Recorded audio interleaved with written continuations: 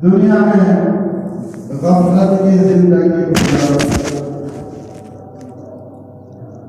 और अपनी आखिरत को भूल जाए। क्योंकि हम कुरान में खुद फरमाते हैं, अफ़हसिबतुम अन्नमा खलक़नाकुम अबसा, ऐ लोगों, क्या तुम ये समझते हो क्या उस रब्बुल जलाल ने तुम्हें वैसे ही पैदा फरमाया है?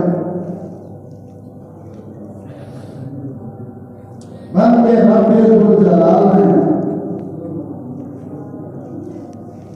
पूरे इंसान की जिंदगी का जो मकसद है वो बयान करना है। वो क्या है? क्या अपने रब की फरमाबरदारी करे,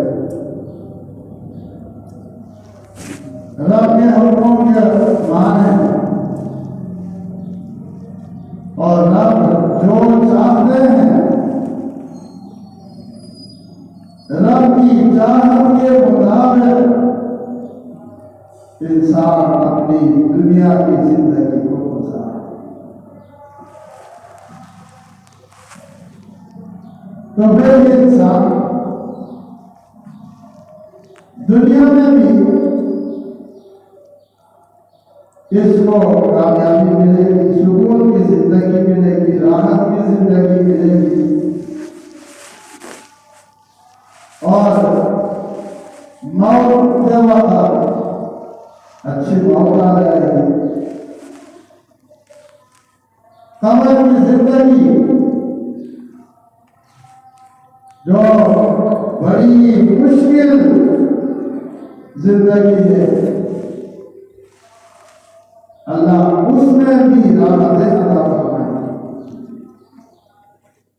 और फिर कल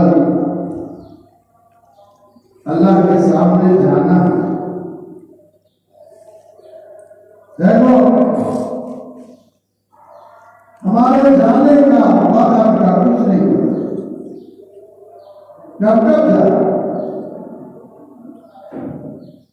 हमें से कोई भी ये नहीं कह सकता कि मैं 1 घंटे तक जिंदा रह सकूंगा, कोई नहीं कह सकता। क्योंकि जो जिंदगी वो कदर है, और हमारी जितनी जिंदगी है वो अल्लाह के अलावा किसी को भी पता नहीं कि वो कितने और हम जिंदा है। हमारी जिंदगी कितनी है किसी को मालूम। और देखिए आप, इंसान गफलत की जिंदगी गुजार रहा, गफलत की जिंदगी, गुनाहों की जिंदगी, और अपनी चाहत और अपनी मर्जी के मुताबिक इंसान जिंदगी गुजार रहा, गुनाह करता, नाफरमानी करता। आखिर ऐसे क्यों होता? जब एक बंदे को इसमें किसी का इख्तिलाफ नहीं है, ये दुनिया से जाना है, इस दुनिया से मरना है, ये तो यकीन है, इसमें किसी का इख्तिलाफ नहीं। चलो वो में कहते हैं उलमा का इख्तिलाफ है, मौलवियों का इख्तिलाफ है, फला है, फला, इसमें तो किसी का इख्तिलाफ नहीं। मौत सब भी है, और कब आएगी इसका भी हमें मालूम नहीं। जब मालूम नहीं है फिर इंसान गफलत कैसे कर सकता? अल्लाह न करे, अल्लाह न करे कि इंसान गुनाहों में मुब्तला है, गुनाहों में मुब्तला है, और मौत आ गई फिर क्या करें? इसका इजारा कैसे करेगा इंसान? वापस तो दुनिया में आना नहीं है। जो जिंदगी सी वो मिल गई और एक लम्हा जिंदगी की बहुत ज्यादा कीमती है, जिसका हमें तस्वीर भी नहीं है। तो आज है एक मुसाफिर आखिरत, एक आखिरत की तरफ जाने वाला, और जिसको काबिल को क़यामत पर यकीन है, और दुनिया से जाने वाला एक इंसान, वो फिर गफलत क्यों कर रहा है, इतना क्यों कर रहा है? इसकी वजह सिर्फ और सिर्फ यही है कि हम लोग अपनी मौत को हम भूल चुके हैं। मैंने माना भी, मुझे दुनिया से जाना भी है, इस चीज को हम भूल चुके हैं। और आए दिन हम लोग जनाजा उठाते हैं, अपने हाथों से अपने प्यारों को कब्र में उतारते हैं, अपने हाथों से अपने प्यारों पर उसके ऊपर बढ़िया करते हैं, पत्ते रखते हैं, पट्टी डालते हैं, और फिर उनको छोड़कर चले जाते हैं।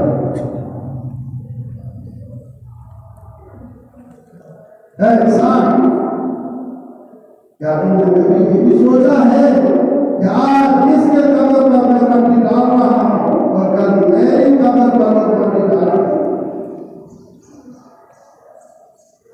आज इस पर नमाज जनाजा पढ़ी जा रही है, कल मेरा जनाजा भी भूलेगा। और आज ये फिर इंसान था, इंसान कहा जाता था, अब कहते हैं लाश, मुर्दा है।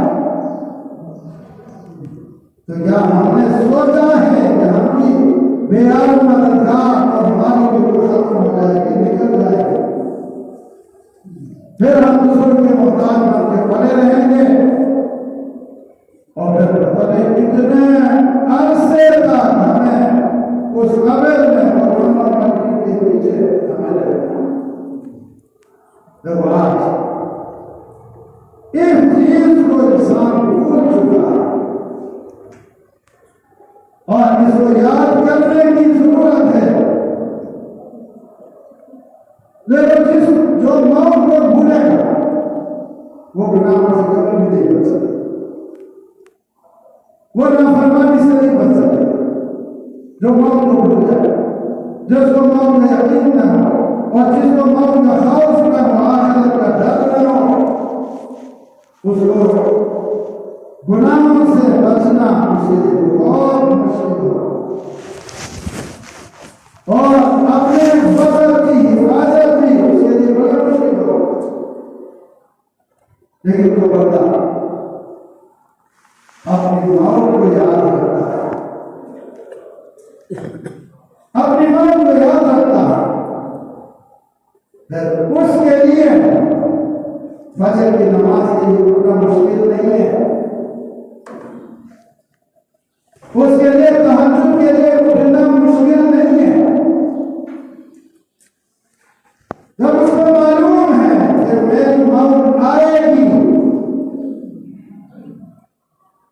मेरे कब्र में जाना है, और मैंने अपनी जिंदगी भर के एक एक लम्हे का मैंने हिसाब देना है। जब एक आदमी को ये यकीन होगा तो उसके लिए किसी निगरान की जरूरत नहीं है, उसके लिए किसी कानून नाफिज करने वाले की जरूरत नहीं है,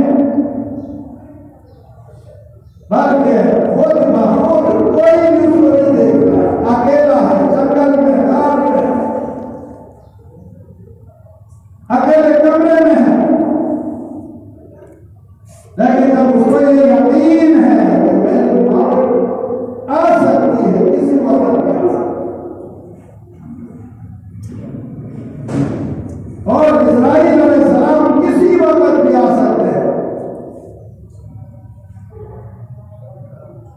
और लोग कहते हैं कि अचानक होगी, अचानक किधर होगी, जितना वक्त था उसको गुजार दिया।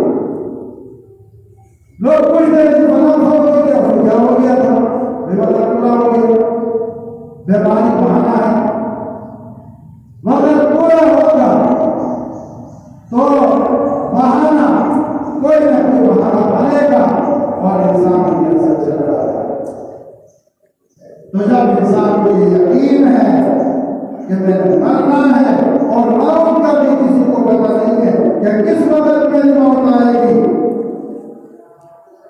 ये यकीन अगर पैदा होता है तो फिर नाफरमानी से, गुनाहों से बचना और वक्त को ज़ाय करने से और गफलतों से बचना उसके लिए आसान, क्योंकि हदीस में आता है, फरमाते हैं कि इंसान देखो तुम क्या कर रहा, तुम्हारा अमल कैसा है, तुम कैसी जिंदगी गुजार रहा है और तुम किस हाल में जिंदगी गुजार रहा है। और फरमाया जिस हाल में जिंदगी गुजारोगे, जैसी जिंदगी गुजारोगे वैसे तुम्हारी मौत आएगी और जैसी मौत आएगी और क़यामत के दिन वैसे गुजारोगे। अल्लाह ने कहा एक बंदा गुनाहों में मुब्तला है, अल्लाह की नाफरमानी कर रहा है और गफलत में है, अल्लाह को भूला हुआ है, और इस हाल में अगर मौत आती है तो कितना बड़ा नुकसान है, और किसका नुकसान, बंदे का नुकसान, क्योंकि गुनाहों में मर दिया, अब इसको हिसाब देना पड़ेगा। गुनाह हो गया, तौबा करे, माफी मिलेगी, और गुनाह करता करता बगैर तौबा के चला गया तो फिर उसका कोई इजाला नहीं है। और फिर फरमाया जैसी मौत आएगी और क़यामत के दिन ऐसे ही उठाए जाओगे, जैसी जिंदगी गुजारोगे ऐसे मौत आएगी, जैसे मौत आएगी उसी तरीके से उठाओगे। क्या मतलब एक बंदा खुशबख्त था, खुशकिस्मत था, कुरान की तिलावत करता करता मौत आ गई तो कल क़यामत में कुरान पढ़ता होगा, नमाज पढ़ता पढ़ता मौत आ गई और कल क़यामत में नमाज उठेगा, अल्लाह को याद करता करता, जिक्र करता करता दुनिया से चला गया और कल क़यामत में कब्र से अल्लाह का जिक्र करता हुआ और कुरान की तिलावत करता हुआ उठेगा। और फिर ये कुरान मजीद जो हमारे सीखों में रखे हुए हैं, किसी के थोड़ा है, किसी के थोड़ा है, किसी का ज्यादा है, ये कुरान इसका फायदा मौत के वक्त से इसका फायदा शुरू होगा, अगर में इसका फायदा मिलेगा और कल जब क़यामत के दिन आएगा। जब मैं अहादीस का खुलासा आपको बता रहा हूँ, मेरी जरूरत की बात नहीं कर रहा, मैं किसका कहानी आपको नहीं सुना रहा। उठेगा रब का कलाम कुरान, उस पर जाया किया हुआ उसको लेके हदीस में आता है, दूसरा सब मिसाल देकर बताया और कुरान जैसे फरमाया कि जैसे कोई बादल का टुकड़ा है, देह बदे बादल है जो धूप को चलने नहीं देगा। और फरमाया जैसे परिंदे जो समंदर के करीब, दरिया के करीब के इलाके हैं, वहां परिंदे जब आते हैं उनका अंदाज होता है ऊपर और नीचे, इस तरीके से फरमाया रब का कलाम उस वजह से साया करता है। और इसी तरह कब्र में हदीस में आता है, हुजूर करीम सल्लल्लाहु अलैहि वसल्लम ने फरमाया, एक इंसान नेकी में बना, अल्लाह को याद करता करता दो जहां के सरदार हजरत नबी करीम सल्लल्लाहु अलैहि वसल्लम की सुन्नत के मुताबिक जिंदगी गुजारता दुनिया से चला गया, ईमान की हालत में दुनिया से चला गया। अब जब कब्र में रख दिया जाएगा, हम समझते हैं ना, कोई डाल दिए और पट्टी डाल दिए, ठीक है जी ये पट्टी बन जाएगा और खत्म हो जाएगा, ऐसा नहीं है, ऐसा नहीं है।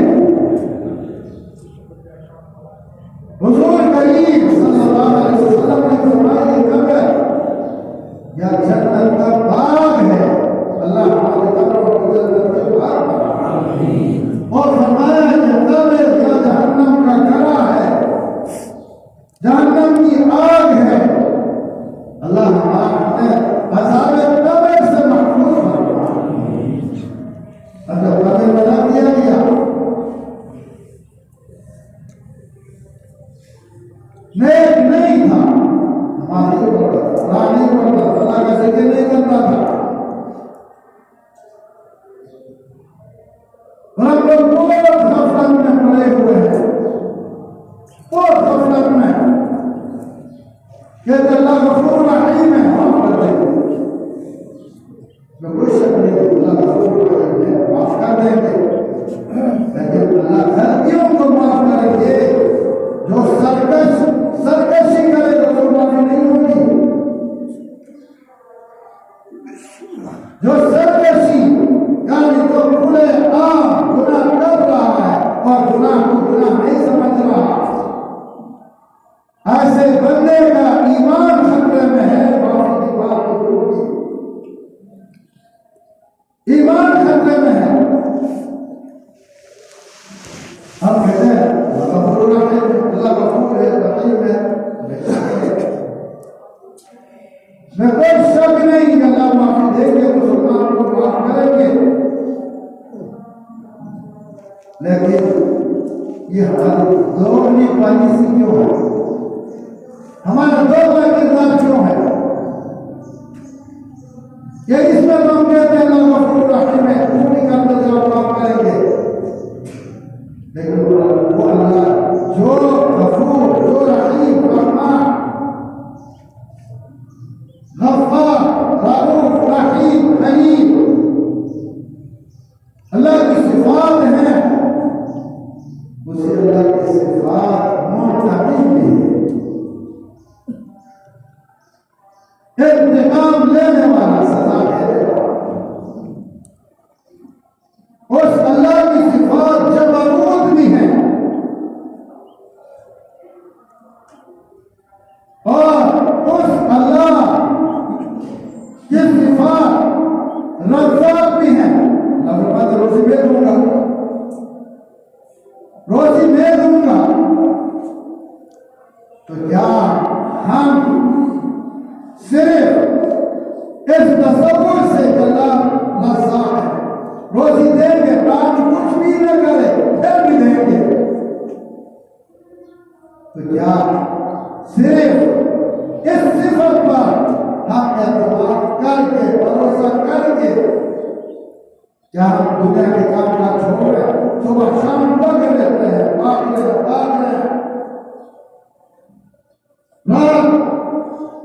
इस तस्वुर में हमारी बात हो जाती है, नींद आ जाती है कि मैं कल माल कैसे कर पाऊंगा, मेरे पास एक दुकान है दूसरी दुकान कैसे बनाओ, एक घर है दूसरा घर कैसे बनाओ। मेरे पास लाखों हैं, इसको करोड़ों कैसे बनाऊंगा। सुबह शाम इसी फिक्र में, और जब उठते हैं तो सबसे पहले हमारे दिलो दिमाग में क्या था कि भाई जाना है, जल्दी करें, दफ्तर जाना है, दुकान खोलना है, मुलाजिमात हिसाब है।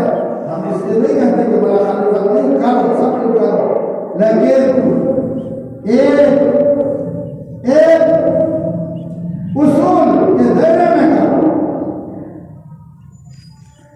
ये दुनिया भी हमारी है, जरूरत है, दुनिया भी हमारी जरूरत है, लेकिन आखिरत किसकी है? जरा सोचने की बात है, फिक्र देना, आखिरत किसकी है, खबर किसकी है? 50,000 साल का एक दिन जो मैदान महशर का होगा, उसमें हमने रहना है, उसके लिए हमने क्या तैयार किया? देखो 60-70 साल के लिए हमने कितने मंसूबे बनाए हैं, कितने हमारे मंसूबा जात हैं। वो जिस सीजन है जी, वे सीजन लगाऊंगा, सर्दियों का सीजन है, चलो ये सीजन मेरे बीत जाएंगी, चलो गर्मियों में वैसे भी फारिग हो। इसी तरह गर्मियों का सीजन लगाते हैं, जैसे सर्दियों में वैसे फारिग होगा। तो क्या इसमें अल्लाह का भरोसा नहीं? इसलिए मैं कह रहा था कि हमें अपनी फिक्र करनी चाहिए, जैसे हमें अपनी दुनिया की फिक्र है, अपने बच्चों की मुस्तकबिल की फिक्र है। ए मुसलमानों, अपने बच्चों की आखिरत की भी फिक्र करो। आपके बच्चे क्या कर रहे हैं? आपके बच्चे कहाँ बैठ रहे हैं? आपके बच्चे किसके साथ बैठ रहे हैं, किस सोहबत में बैठ रहे हैं? ये कभी आप इसकी फिक्र कर रहे हैं? जबकि कुरान में अल्लाह ने क्या फरमाया? या अय्युहल्लज़ीना आमनू क़ू अनफुसकुम व अहलीकुम नार। हे मुसलमानों, माया या अय्युहल्लज़ीना आमनू, ए ईमानदार, ए मुसलमान, क़ू अनफुसकुम अन्नार, अपने आप को जहन्नम की आग से बचाओ, जहन्नम की आग से बचाओ, जहन्नम की आग से बचाओ अपने आप को। और जहन्नम की आग से बचाने की सूरत क्या है? कि अल्लाह की नाफरमानी को छोड़ दो और अल्लाह के हक को बचाओ, फिर जहन्नम से अपने आप को भी बचाओ, और अपने औलाद को भी जहन्नम की आग से बचाओ।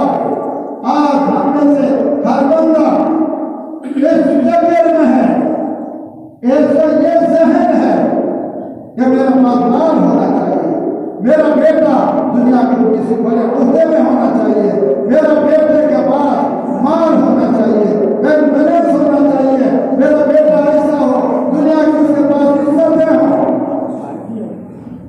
ये हर एक फिक्र में है।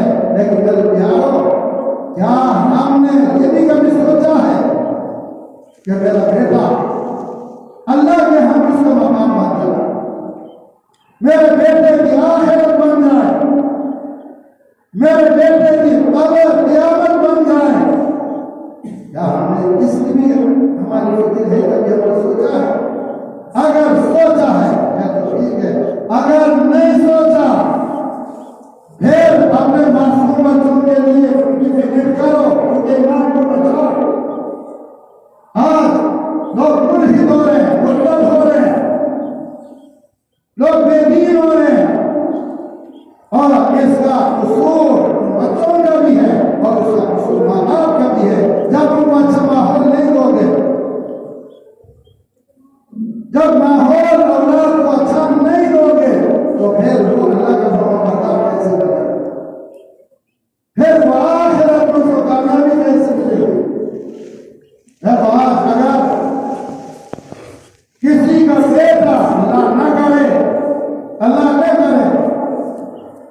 के बेटे को कब्रों को आग लग गई तो माँ बाप को कितना सदमा, कितने कर देंगे। और आज बेहतरीन उम्दा खाना और दूध भी लगी हुई है और उम्दा खाना है और 5-6 देवें बड़ी हुई है, साफ उम्दा खाना है। आप खाने के लिए आ गए और किसी ने कहा कि इस एक देव के अंदर किसी ने थोड़ा सा जहर मिलाया है, एक देव के अंदर जहर मिलाया है, लेकिन उस देव का पता नहीं है कि किस देव में है। आप बताओ हम में से कोई बंदा उन 5 देवों में से किसी एक से कुछ खाएगा? बोले ना, नहीं खाएगा, नहीं खाएगा। क्यों? उसको डर है, खौफ है कि मेरी मौत आएगी, हो सकता है इसमें हो सकता है इसमें हो सकता है इसमें हो। ऐ मेरे प्यारे मुसलमान भाइयों, तो हमें यह डर और खौफ क्यों नहीं है कि कल हम अल्लाह की नाफरमानी करके अज़ाब कब्र में मुब्तला हो जाएंगे? इसके क्यों डर नहीं? कल हमें अल्लाह की नाफरमानी करके कब्र के सांप और बिच्छुओं में मुब्तला होना पड़ेगा, इसके डर को और अपने किसी बेटे को कब्रों में आग लग जाए, माँ बाप तड़प जाते हैं, तो आपका हमारा बेटा नमाज नहीं पढ़ रहा, नमाज का माहौल हमारे घर में नहीं है, हमारी औलाद अल्लाह की नाफरमानी में है, तो यकीनन यही औलाद कब्र के सामने बिच्छुओं के द्वारा बनेगी। यही हमारी औलाद कल मैदान महशर में 50,000 साल के दिन में कितनी तकलीफों से उन्हें गुजार होना पड़ेगा। इसके लिए हमने क्या सोचा? और कल अल्लाह न करे हमने अपनी औलाद की अच्छी तरबियत नहीं की, दीन वाला माहौल नहीं दिया, मस्जिद का माहौल नहीं दिया, उलमा सुलहा की सोहबत में अपनी औलाद को नहीं बैठाया, और कल इसी औलाद को अल्लाह न करे अल्लाह सबकी हिफाजत फरमाए और सबके औलादों को कामयाबी दे। अब माँ बाप के साथ इस औलाद को पकड़ के जहन्नम में अगर डालेगा तो माँ बाप को कितना सदमा होगा। तो इसके लिए हमने क्या सोचा? इसलिए मेरे प्यारे भाइयों, रब ने कुरान में क्या फरमाया? या अय्युहल्लज़ीना आमनू क़ू अनफुसकुम व अहलीकुम नारा, ऐ लोगों खुद जहन्नम से बचो और अपनी औलाद को जहन्नम से बचाओ। बचाव का जरिया क्या है? रब की नाफरमानी को छोड़ दो और रब के हर हुक्म को बजा लाओ और आका करीम सल्लल्लाहु अलैहि वसल्लम की सुन्नतों पर चलो, अमल करो और कुरान की तिलावत, 5 वक्त की नमाज और अल्लाह का जिक्र, अल्लाह की याद करो और गफलतों से निकलो। आज हमारा सबसे बड़ा अलमिया यह है कि हम गफलतों में मुब्तला बातें करेंगे, घंटों हम बात करते रहते हैं, घंटों हम मोबाइल देखते रहते हैं, घंटों हम फुसूलियात और नाफियात में अपने वक्त को पास करते हैं। वक्त गुजार रहा हूँ और मेरे प्यारों, वक्त गुजारने की चीज नहीं है, वक्त को कीमती बनाओ और अपनी जिंदगी पर मेरे भी रहम करो, आप भी रहम करो और अपने आखिरत की तैयारी करो।